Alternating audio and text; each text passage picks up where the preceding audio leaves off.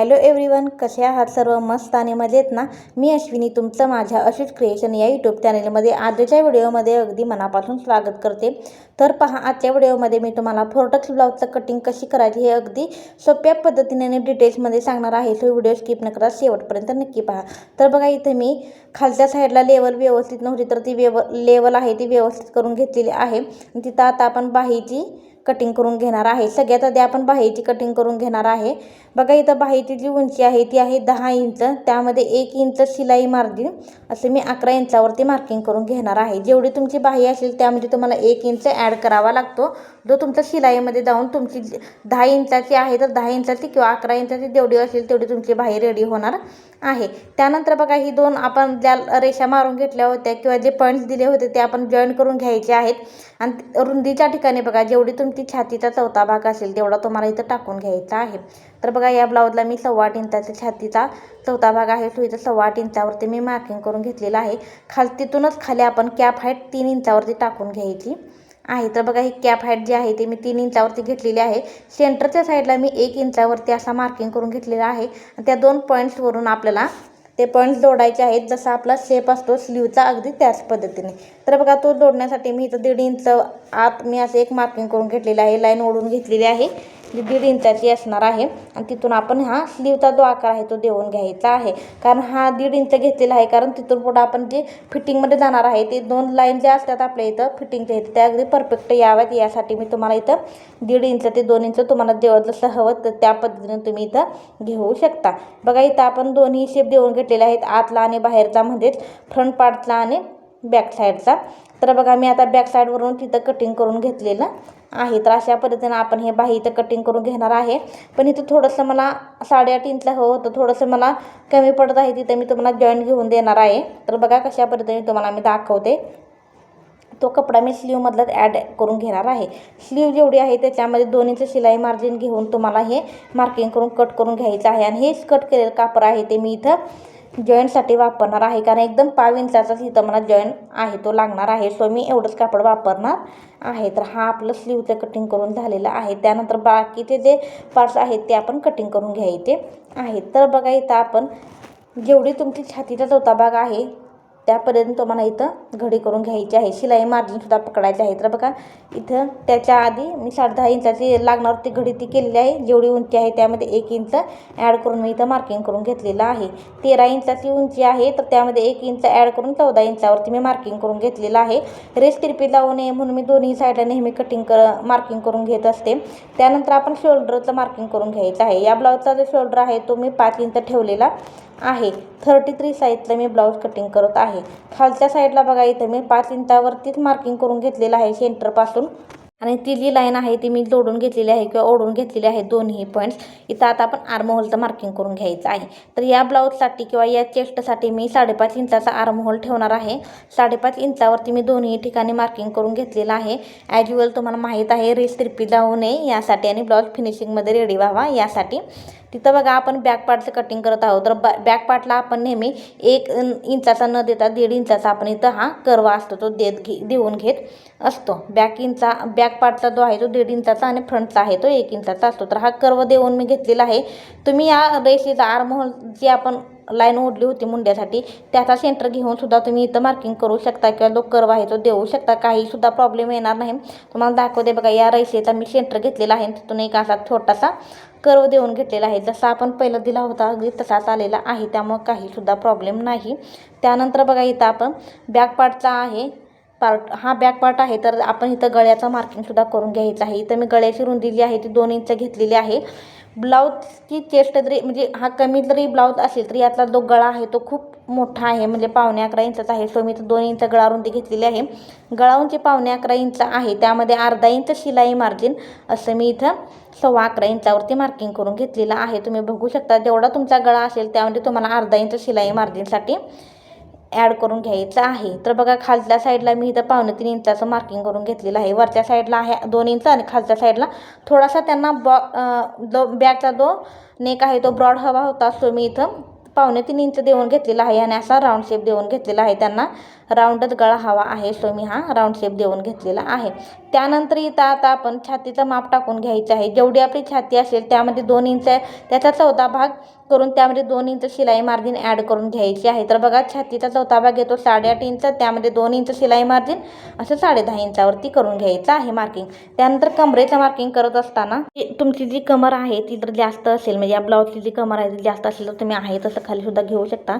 जर कमर जर कमी असेल तर तुमच्या कमरेचा जेवढा चौथा भाग येईल तेवढा घेऊन त्यामध्ये तुम्हाला बॅक पार्टच्या टक्ससाठी 1 इंच ॲड करून शिलाई मार्जिन 2 करायचं आहे. तर बघा इथं मी 6 मध्ये 1 ॲड करून घेतलेला आहे, प्लस शिलाई मार्जिन 2 ॲड करून इथं 9 इंचावरती मी इथं मार्किंग करून घेतलेलं आहे. तुम्ही बघितलंच असेल. आणि ही आपली जी लाईन आहे ती तिरपी इथं मी ओढून घेतलेली आहे. दोन्ही जसे मार्किंग केले होते अगदी तसेच मी इथं मार्किंग करून घेतलेले आहेत. आणि जे मी असे तिरप्या रेषा ओढून घेतलेले आहेत ती आपली शिलाई मार्जिन असणार आहे. त्यानंतर बॅकचा टक्स आपण 4.5 सेंटरपासून 4.5 इंचावरती टाकून घ्यायचा आहे. वरच्या साईडला 4 इंचाचा आपण हा टक्स मारून घ्यायचा आहे. ही लाईन आहे ती आपण ओढून घ्यायची आहेत पॉईंट्स, आणि दोन्ही साईडला अर्धा इंचाचं मार्जिन सोडून आपल्याला हा टक्स असतो तो देऊन घ्यायचा आहे. तर बघा अशा पद्धतीनं आपण हे बॅक पार्टचं जे कटिंग आहे ते इथं ड्रॉ करून घेतलेलं आहे, मार्किंग करून घेतलेलं आहे. आणि याचाच वापर करून आपल्याला दुसऱ्या साईडला जिथं आपलं कापड रिकाम आहे तिथंच आपण याचाच वापर करून हा फ्रंट पार्टचं सुद्धा कटिंग करून घेणार आहे. तुम्हाला मी मगाशी सांगितलं अगदी त्याच पद्धतीनं, फक्त थोडेसे चेंजेस आहेत त्या तो काय आहे ते तुम्हाला मी पुढे सांगणारच आहे. सो व्हिडिओ स्किप न करता शेवटपर्यंत नक्की बघा. हे सर्व मार्किंग केलेलं आहे ते आपण इथं आता हे कट करून घेतलेलं आहे. बॅक पार्टचं कटिंग करून आपलं झालेलं आहे. आता हेच आपण कापडावरती ठेवून घेऊया. आणि या पद्धतीनेच आपण जसं ठेवलेलं आहे अगदी व्यवस्थित सेंटरला सेंटर जोडून ठेवून घ्यायचं आहे आणि मार्किंग करून घ्यायचं आहे. जसं आपला बॅक पार्ट आहे अगदी त्याच पद्धतीने मी इथं मार्किंग करून घेते आहे. बघा तुम्ही याच्यामध्ये सुद्धा चेंजेस आहेत. सो व्हिडिओ स्किप न करता शेवटपर्यंत नक्की पहा, जेणेकरून तुमच्या सर्व गोष्टी अगदी इझिली लक्षात येणार आहेत. तर बघा इथं मी आता मार्किंग करून घेतलेलं आहे. आणि हा आता आपण बॅक पार्ट जो आहे तो साईडला ठेवून तुम्हाला दाखवते पुढचे चेंजेस काय आहेत ते. तर बघा इथं आता आपण व्यवस्थित असं मार्किंग करून घेतलेलं आहे. आता याच्यामध्ये बघा आपली जी बॅक पार्टची जी उंची आहे ती 13 मध्ये 1 इंच ॲड करून आपण 14 इंचाची ठेवली होती. पण फ्रंट पार्टचा कटिंग करत असताना आपल्याला जेवढा आपला बॅक पार्ट आहे त्याच्यामध्ये अजून 1 इंच एक्स्ट्रा आपल्याला ॲड करून घ्यायचं असतं. तर बघा फ्रंट पार्टचं बघा कटिंग करत असताना किंवा मार्किंग करत असताना बॅक पार्टची उंची 14 + 1 इंच असं मी 15 इंचावरती इथं मार्किंग करून घेतलेलं आहे. आता हे मार्किंग करून घेतलेले जेवढे सगळे पॉईंट्स आहेत ते इथं मी जोडून एक लाईन ओढून घेत आहे. आणि बघा तुम्ही आता इथं पुढच्या साईडला मी काय म्हणजे पुढची प्रोसेस काय आहे ती मी तुम्हाला सांगते. हे सर्व पॉईंट्स मी आता जोडून घेऊन इथं फ्रंट पार्टच्या उंचीचं आपण मार्किंग करून घेतलेलं आहे. त्यानंतर बघा गळारुंदी जेवढी आपण बॅक पार्टला टाकली होती अगदी तेवढीच टाकून घ्यायची आहे 2 इंच. त्यामध्ये जेवढा आपला नेक असेल त्याची उंची जी आहे फ्रंट पार्टच्या ती 5.25 इंच आहे. त्यामध्ये शिलाई मार्जिन अर्धा इंच असं मी 6.25 इंचाची इथं मार्किंग करून घेतलेले आहे. आणि वरच्या साईडला गळारुंदी आपण 2 टाकली होती, खालच्या साईडला मी इथं 2.25 इंचच ॲज युज्युअल टाकून घेत आहे, जेणेकरून गळा म्हणजे ब्लाऊज बसल्यानंतर आपल्याला एकदम फिनिशिंगमध्ये आपल्याला व्यवस्थित बसावा यासाठी. तर बघा इथं मी अशा पद्धतीने हा मार्किंग करून घेतलेला आहे. खालच्या साईडनं 2.25 इंच, वरच्या साईडला 2 इंच आणि 6.25 इंचाची गळा उंची टाकून घेतलेली आहे. आणि इथं जसा हवा तसा इथं शेप आपल्याला देऊन घ्यायचा आहे. तर बघा यासाठी मी या ब्लाऊजचा जो शेप आहे तो राऊंडमध्येच आहे. सो मी तर राऊंडमध्ये शेप काढून घेतलेला आहे. तुम्ही बघू शकता. शोल्डरचा आता आपण इथं आर्महोलचं मार्किंग करून घेऊयात. पूर्वी आपण 5 इंच टाकलं होतं तेवढंच आपलं आहे का, तर इथं 5 इंचच बरोबर आहे. खालच्या साईडला सुद्धा 5 इंचावरती मी इथं मार्किंग करून घेत आहे. तुम्ही बघून घ्या मी कशा पद्धतीने फ्रंट पार्टच्या आर्महोलचं मार्किंग करणार आहे ते. आणि हे पॉईंट्स आपण जोडून घ्यायचे आहेत. पूर्वी आपण ती लाईन मारली होती त्यावरून आपण असे हे मारून घ्यायचे आहेत. आणि हा फ्रंटचा जो आर्महोल आहे त्याचा जो कर्व असतो तो आपला 1 इंचाचं मार्किंग करून आपण करायचा असतो. तर बघा इथे मी 1 इंचाचं मार्किंग करून हा कर्व काढून घेतलेला आहे. जो पहिला होता त्याचा आता काहीच आपल्याला गरज नाही. सो मी तिथं साईनसुद्धा करून घेतलेला आहे, नको म्हणून गुणिले असं. आता बघा हे आपण आपलं मार्किंग करून झालेलं, उंचीचं झालेलं आहे, गळ्याचं झालेलं आहे, शोल्डरचं सुद्धा झालेलं आहे. आता आपण राहिलेली सुद्धा मार्किंग करून घ्यायची आहेत. तर बघा इथं मी फ्रंट पार्टसाठी आपल्याला क्रॉसपट्टी लागते. कोणी योगपट्टी बोलतं, कोण क्रॉसपट्टी बोलतं. कोण बेल्ट बोलतं, प्रत्येकाची भाषा किंवा लँग्वेज वेगळी असते, त्या पद्धतीने तुम्ही इथं मार्किंग करून घ्यायचं आहे. सेंटरला म्हणजे समोरच्या साईडला 3.5 इंच, ज्या साईडला फिटिंग करतो त्या साईडला 2.5 इंचाची अशी मी लाईन मार्किंग करून घेतलेलं आहे. आणि ही अशी तिरपीशी लाईन थोडीशी आहे ती इथं ओढून घेतलेली आहे. आणि थोडासा कर्व देऊन आपल्याला ही मार्किंग आहे ते व्यवस्थित असं करून घ्यायचं आहे. त्यानंतर बघा इथं थोडं खालच्या आणि वरच्या साईडला अर्धा इंच देऊन जाऊन शिलाईमध्ये जाऊन आपल्याला जेवढी हवी तेवढा आपला हा बेल्ट योगपट्टी किंवा क्रॉसपट्टी आहे ती होणार आहे. तर बघा एवढा आता मार्किंग आपण करून घेतलेलं आहे. त्यानंतर आपली महत्त्वाची गोष्ट म्हणजे टक्स. 4 टक्स ब्लाऊजमध्ये आपली महत्त्वाची जी गोष्ट आहे ती आहे टक्स. तर ते कसे बाळायचे ते तुम्हाला सांगते मी. तर बघा हा याचा सेंटर घेतलेला आहे. क्रॉसपट्टीपासून गळ्यापर्यंतचा जेवढा पार्ट आहे तो आपण त्याचा सेंटर घेतलेला आहे. तिथून पुढच्या साईडला 2.5 इंचावरती मार्किंग करून घेतलेला आहे. त्यानंतर खालच्या साईडला बघा सेंटरपासून 3.5 इंचावरती मार्किंग करून घेतलेलं आहे. आणि वरच्या साईडला 2 इंचावरती मार्किंग करून घेतलेलं आहे आणि लाईन ओढून घेतलेल्या आहेत. त्यानंतर बघा फिटिंगच्या साईडला आपण बेल्टपासून वरच्या साईडला 1.5 इंच घेतलेलं आहे. तिथून तिरपा असं मी 5 इंचावरती इथं मार्किंग करून घेतलेलं आहे, तुम्ही बघू शकता. आणि अजून एक चौथा आपला जो टक्स आहे तो राहिलेला आहे, तो आपला आर्म होलच्या सेंटरमधून घ्यायचा आहे. तर तो बघा मी फ्रंट साईडचा जो आपला आर्म होलचा कर्व आहे तिथून खाली 3.5 इंचावरती मी मार्किंग करून घेतलेलं आहे. आणि ती लाईन आता मी ओढून घेत आहे. अशा पद्धतीने आपण हे चारही जे आपले टक्स आहेत ते पाडून घेतलेले आहेत किंवा टाकून घेतलेले आहेत, मारून घेतलेले आहेत. तुम्हाला जसं हवं किंवा सुटेबल जी लँग्वेज आहे ती तुमच्यासाठी ती तुम्ही वापरू शकता. आणि अशा पद्धतीने हा बघा सर्कल आलेला आहे. असा सर्कल आल्यानंतर आपले टक्ससुद्धा अगदी परफेक्ट पद्धतीने ब्लाऊज बसून जातो. टक्ससुद्धा अगदी सुंदर पडून जातात. त्यानंतर हे कटिंग करून तुम्हाला मी दाखवते बघा. हे आता आपण कटिंग करून घ्यायचं. आर्महोलमधून कटिंग करताना बॅक पार्टचा जो आर्महोल आहे त्याच्यावरून कटिंग न करता फ्रंट पार्टचा जो आपण आता टाकलेला आहे त्याच्यावरून आपल्याला हे कटिंग करून घ्यायचं आहे. तर हे मेन कटिंग करून झालेलं आहे. आता आतल्या साईडला बेल्टसुद्धा कटिंग करून मी घेतलेलं आहे. आणि तुम्ही बघू शकता ह्या तिन्ही पार्टचं, स्लीवचं, बॅक पार्ट आणि फ्रंट पार्टचं कटिंग आपलं अशा पद्धतीने झालेलं आहे. त्यानंतर हे मेन फॅब्रिकवरती कसं कटिंग करायचं आहे तुम्हाला दाखवते बघा. स्लीवला ही आपल्या इथं या ब्लाऊजला कटवर्कची डिझाईन आलेली आहे, ती कशा पद्धतीने मॅनेज करून कटिंग करायचं ते तुम्हाला आता मी इथं थोडक्यात सांगत आहे. याचं जर तुम्हाला डिटेल्समध्ये हवे असेल तर मला कमेंट्समध्ये सांगा. याचा डिटेल्समध्ये व्हिडिओ करून मी तुमच्याशी शेअर करण्याचा प्रयत्न करेन. तर जेवढी आपली डिझाईन आहे तेवढी डिझाईन इथं मी म्हणजे असं जुळवून घेतलेली आहे. तुम्ही बघू शकता अगदी डिझाईन लावून घ्यायची आहे आपण. आणि बघा तुम्ही बघा एकदम केअरफुली या गोष्टी तुम्हाला करायच्या आहेत. तर बघा इथं डिझाईन लावून मी घेतलेली आहे. दोन्ही साईडला आपल्याला स्लीवला या जॉईंट द्यावाच लागणार आहे. तर बघा मी अगदी व्यवस्थित पद्धतीने सेंटर यावा याची काळजी घेऊन आपला जो अस्तरचा सेंटर आहे तो आपल्या या बाहीच्या सेंटरला यावा, किंवा बाहीच्या तशा नव्हे, हे आपण आता 2 आपल्या बाह्या निघणार आहे. तर मी 4 फोल्ड न करता फक्त 2 फोल्ड केलेले आहेत आणि डायरेक्ट आहे अशीच मी ही स्लीव जी आहे ती कटिंग करून घेणार आहे.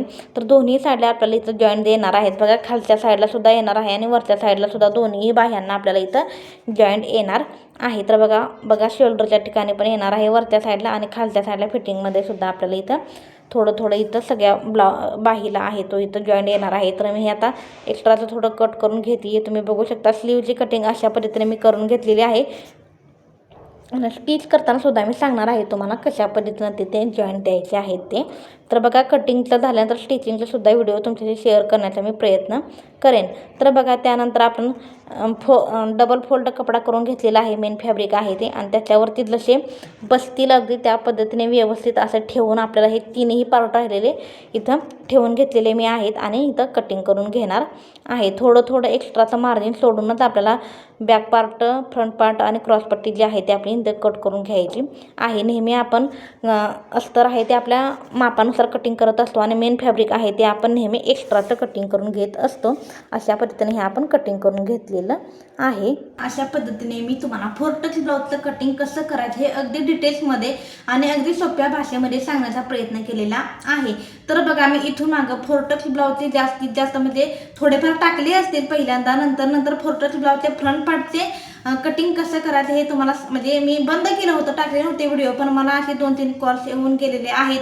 त्यांचं म्हणणं असं होतं की आम्ही आता शिकतोय पण आम्हाला म्हणजे काही गोष्टी लक्षात येत नाही. तर तुमचे व्हिडिओ त्यांनी मला इंस्टाग्रामला व्हिडिओ पाहिले होते, त्यांनी मला फॉलोसुद्धा केले इंस्टाग्रामला.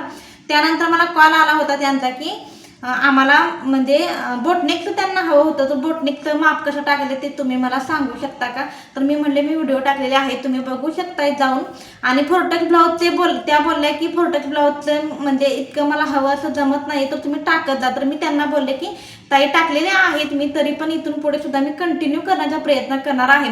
तर बघा, माझ्या या व्हिडिओ मागचा उद्देश असाच आहे की जर आपल्याला एखादी गोष्ट येते किंवा आपल्याला एखादी गोष्ट येते म्हणून लोक आपल्याला विचारत असतात ना, तर आपल्याकडे जर एखाद्या गोष्टीचं ज्ञान असेल तर ते सगळ्यांना कसं देता येईल याचा आपण प्रयत्न करायचा आहे.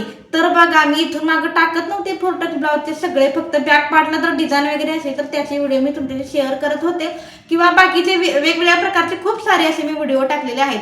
त्याला गोट कसा मारायचा, गोट म्हणजे पायपिंग वगैरे कशी करायची, खूप खूप खूप सारे असे.